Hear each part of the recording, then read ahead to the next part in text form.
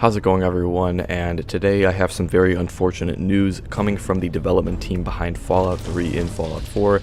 As many of you know, Fallout 3 in Fallout 4, also known as the Fallout 4 Capital Wasteland project, is a mod that is looking to completely recreate Fallout 3 on Fallout 4's creation engine. And this is a mod that everybody was looking forward to, but recently the project lead NAF95 has come out and said that the project has been cancelled. All of the information is coming from a Kotaku article, which I will have linked in the description, but the article starts off by saying, the team behind the Capital Wasteland project, a mod to recreate Fallout 3 inside Fallout 4, has cancelled the project after consulting with both Bethesda and outside legal counsel. This was honestly one of the hardest decisions I've had to make, the project's lead programmer, NAF95, tweeted yesterday. In a statement circulating on Twitter, NAF95, whose first name is Nathan, tried to explain why the team pulled the plug. Recently, we have communicated with Bethesda regarding our planned method to implement the voice acting and the other audio from Fallout 3 into the Capital Wasteland, he wrote. During this conversation, it became clear that our planned approach would raise some serious red flags that we had unfortunately not foreseen. As a result of both not being able to use the existing voice acting due to licensing issues, but also not having the resources to record new dialogue, as other sprawling mods do, Nathan said the team decided to call it quits. Bethesda didn't technically shut us down, Nathan told Kotaku via Twitch message, but a few members of staff heavily hinted at our methods being illegal. Bethesda supports modding through its official portal and has generally looked the other way on unofficial mods that remix its games. The problem, Nathan said, was the fact that Capital Wasteland was planning on using the original game's voice acting, which has performances from Liam Neeson, Malcolm McDowell, and others. Since this content was only licensed, not owned outright by Bethesda, Nathan said, it would have greatly increased the project's risk. Bethesda did not respond to Kotaku's request for comment. Basically, everything we were doing was sketchy as all hell. According to Nathan, the Bethesda employee said a better path forward for the project would be to emulate Beyond Skyrim, a fan expansion of the base Elder Scrolls game that added a few new areas with unique quests, dialogue, and music. But a project in this vein would have been beyond the capacity of Capital Wasteland's 5-person team, supplemented with a few small group of additional volunteers.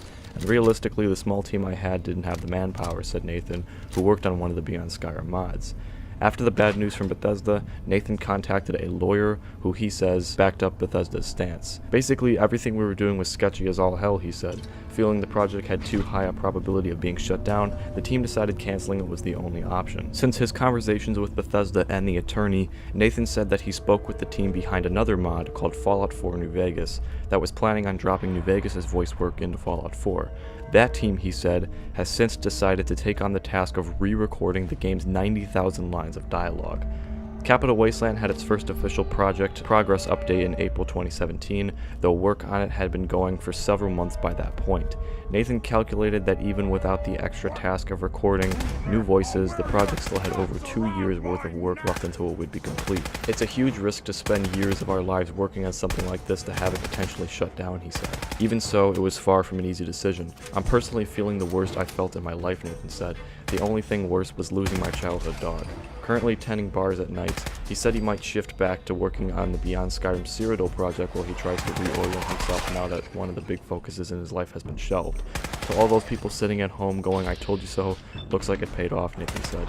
Enjoy my misery. Now, as you've heard throughout that entire article, Fallout 3 and Fallout 4 is officially cancelled for the time being. If this team does come to the conclusion that they're going to have to completely recreate all the voice lines from Fallout 3 into this project, then hopefully it'll start back up in development again. However, there's only one problem that I see with this approach, as there's a lot of really unique voices in Fallout 3 like Dad, or Three Dog, or President Eden, voices that you can't really recreate from anybody else, voices that are really unique and really iconic. That's really the only issue I see with recreating the voice lines from Fallout 3 into this mod, but if it's the only option in order to get this mod released, then I see that the mod team has no other choice. And of course, recreating the voice lines from a video game is a huge effort. You know, once they finish recording all the voice lines for this game, this could have been a mod that could have been released a year prior versus the time that they finished it, because they could have just used the voice lines from the previous game, but then instead they had to re-record all of them because of copyright laws. And I know a lot of you are probably going to want to blame Bethesda for this,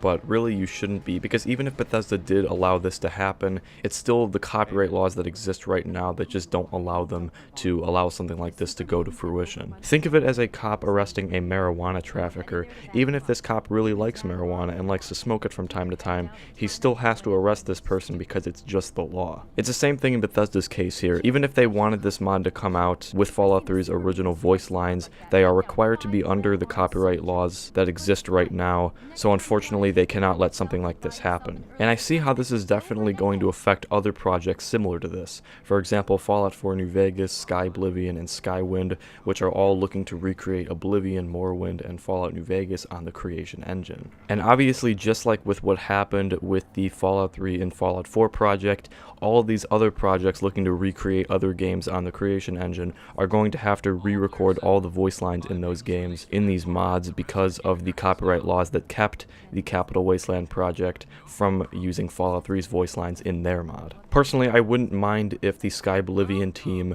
completely recreated all the lines in that game, as I thought the voice acting in that was kind of unnatural and really terrible in some areas, but for a game like Fallout New Vegas, regarded as one of the best RPGs ever made, there's a lot of really unique characters in that, like Benny or Mr. House or Leggett Linnaeus, voices that I really feel like are perfectly fine in the vanilla game and would really be ruined if anyone else tried to attempt them.